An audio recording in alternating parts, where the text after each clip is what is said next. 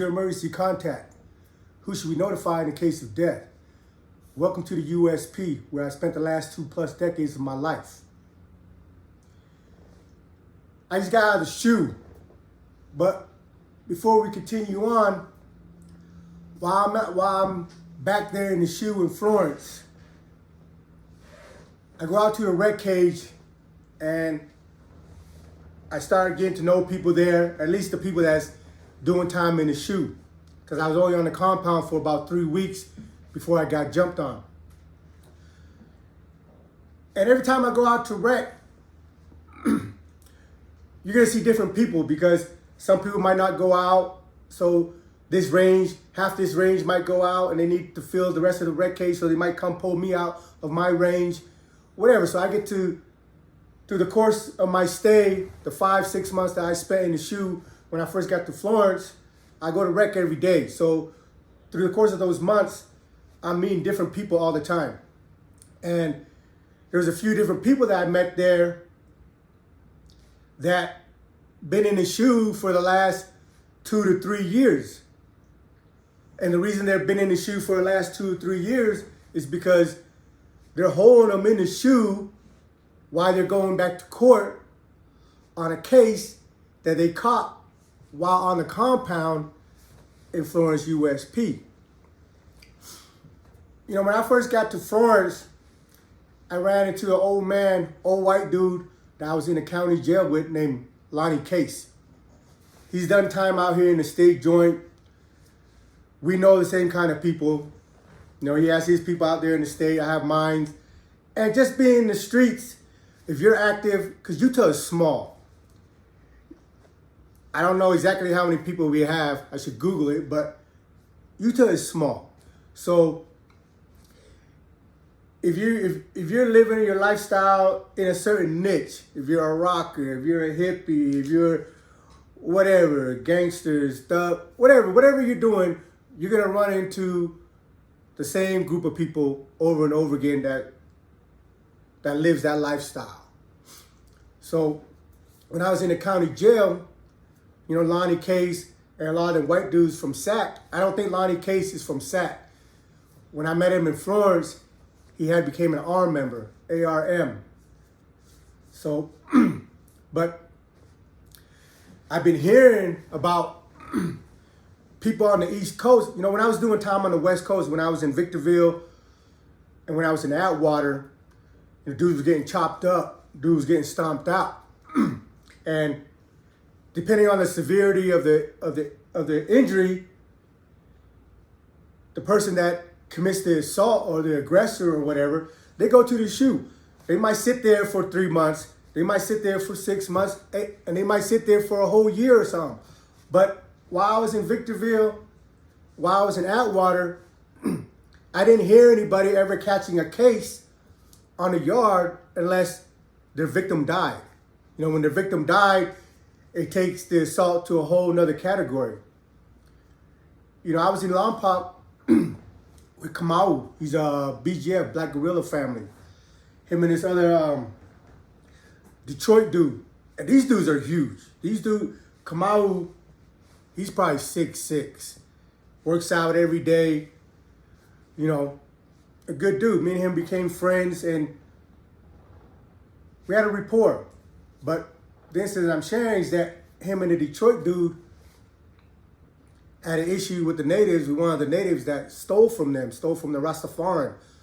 You know, the BGF, they practice Rastafarian. And anyway, they politicked it out and they got the green light.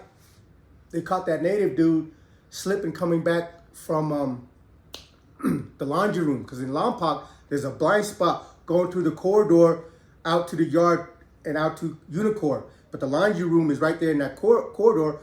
But in the corner, there's a blind spot.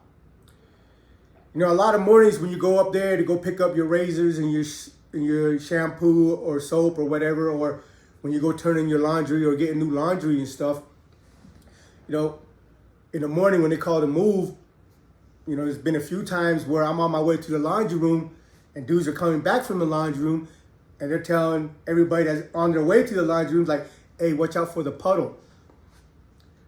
And we know when they say, watch out for the puddle, there's a body in the corner lying in a puddle of blood.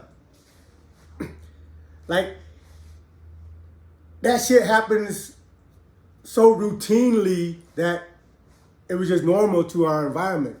But come out when this Detroit dude punished this native dude. He had to have like 5 different reconstructive surgery just to put his face back. Kamal spent over a year in Lompoc in the SHU, over a year. But after a year, they let him out. They didn't case him or nothing. They let him out. They put him in my block, J block or K block. But my point is that through the course of my bid being on the West Coast, I never heard of the BOP charging dudes for assault, stabbing, something not, because I caught a stabbing case in Victorville. I stayed in the SHU for about six months and then got shipped off to Beaumont. But I didn't catch a case. They referred my case to the FBI, but the FBI refused to prosecute. You know, anything that has to do with the weapon always gets referred to the FBI. And it's on them to determine if they want to charge you or not. So in Lonnie Case's case, he was on the East Coast. You know, when I was in Atwater, I heard people talking about, yeah, man, there was a white dude out there on the East Coast that got 10 years for stomping a dude out with his steel-toed boots. And I'm like, huh? You know, I'm in Victorville, and I see motherfuckers get stomped out with steel-toed boots every week. And I haven't heard nobody catching no cases, so I'm just a little baffled, and I'm not sure if to believe the guy or not. But when I got to Florence, I ran into Lonnie Case. I was like, damn, you know, it's been, at the time I got to Florence, it's almost been 18 years, you know. I went 18, 19 years, I already been down since I seen Lonnie Case. So when I run into him, I'm like, damn, man, you should be close to getting home, right? You're like, yeah, I would have been, but I caught 10 years. I was like, what? Yeah, I caught 10 years for stomping out this dude over whatever prison that I can't remember. But he stomped the dude out, booed him with his steel-toe boots, and they end up catching the case, going back to court, and got 10 years. The guy didn't even die. Got 10 years. I met people that caught bodies in the system and got less time than that. Rest in peace, my friend Jimmy Harris, the one that died because he tried to put a catheter up his weenie to clean his bladder to beat a UA and caught an infection and died. But, you know, he had killed somebody and they gave him 3 years for it. The blood dude in Atwater that killed the homie Black, which was another blood that stomped out his chest, caved in his chest. I mean, the dude already had a life sentence that did it, but he played out to 7 years. Here's Lonnie Case kicking somebody in the face with a steel-toed boot and got 10 years. So I'm in the SHU meeting all these people, and it seems like half the people in the SHU in Florence was all waiting to go back to court on a new case for the shit they did on the yard. There was a black dude there. He went back, he'd been in the SHU for almost 2 years. When I met him, he just got sentenced. He went to court. You know, they're holding him in the SHU, and then they're coming and transport him to the court in Denver, and then bringing him back, or wherever the federal courthouse is that's in Colorado. And, well, he got caught with a knife on the yard on his possession, and they went and took his ass to court and charged him and gave him a year. So when I repeated the story to one of the dudes that I knew that's been on the yard for a while about the dude, I was like, damn, man, motherfuckers casing you just for having a knife out here? And he was like, nah, they're not really casing you with just having a knife. But that black dude in particular, when the CEOs came and tried to hem him up, he wasn't fighting, but he was resisting because he had the knife on him and he didn't want to get caught with the knife right on his person. So he was wrestling with the police, trying to pull out the knife and drop it down the drain. Anyway, they caught him with it, and the police got mad because he made them have to wrestle him down. So they ended up charging him. And he got a year for possession of a weapon. Street case. Now also, there was these two Latin King dudes in there. They've been in the shoe for about 3 years when I was in the rec cage with them. There was two of them. And the story that he's telling me was that they all lived in a different block, but they went into EB. They snuck into EB, went to a room, and hit a dude. Fucked him up. You know, he didn't give me the details of why he did it or how or what the damage was, but there was a lot of blood. Dude was fucked up. Anyway, they locked down the prison.